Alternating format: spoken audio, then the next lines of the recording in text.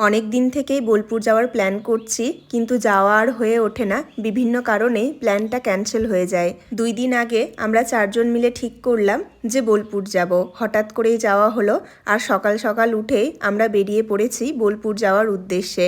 এটা হচ্ছে আমাদের নদী, আর আমাদের নদীতে বাঁশের সাঁকো আছে। অনেক সাবধানে হাঁটতে হয়, হিল জুতো পরেছি তো।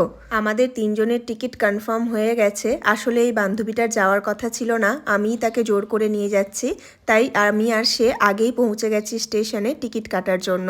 আর এটা হচ্ছে আমাদের মালদা স্টেশন। মালদা স্টেশন আগের থেকে অনেক ভালো করে দিয়েছে। এবারে এটাকে পরিষ্কার পরিচ্ছন্ন রাখার দায়িত্ব আমাদের, কিন্তু আমরা তা পেরে উঠি না। আমরা সব জায়গাতে নোংরা ফেলতে থাকি, যার দরুন এত সুন্দর স্টেশনটাও কিছুদিন পরেই নোংরা হয়ে যাবে। স্টেশনটার কাজ শুরু হয়েছে, এখনো কাজ চলছে, শেষ হয়নি। দেখা যাক কতদিনে শেষ হয়, আশা করি খুব ভালো হবে।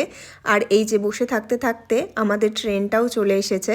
প্রায় 5-6 বছর পরে বোলপুরে যাচ্ছি। বোলপুর যাওয়ার কথা শুনলেই আমার মনটা আনন্দে নেচে ওঠে। ট্রেনে উঠেই দিদির খাওয়া দাওয়া শুরু হয়ে গেছে। ট্রেনের মধ্যে যা বিক্রি হতে আসছে দিদি তাই কিনে খাচ্ছে। সেটা নিয়ে আমাদের 4জনের মধ্যে চলছে হাসাহাসি। পেছনে ডিম সেদ্ধ আসছে, আমরা তাই নিয়ে আবার হাসাহাসি শুরু করেছিলাম যে দিদি কি আবার ডিম সেদ্ধ খাওয়া শুরু করবে।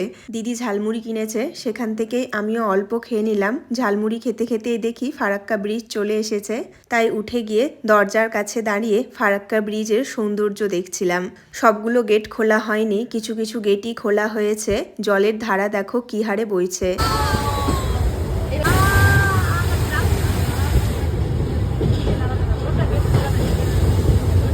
ঘুরতে বেরিয়ে গেলে সময় যে কিভাবে কেটে যায় তা বোঝাই যায় না। 4 ঘন্টা যে কি করে কেটে গেল বুঝতে পারলাম না। পৌঁছে গেলাম বোলপুরে। এটা হচ্ছে বোলপুর স্টেশন। নেমেই মনের মধ্যে একটা আলাদা শান্তি কাজ করছে।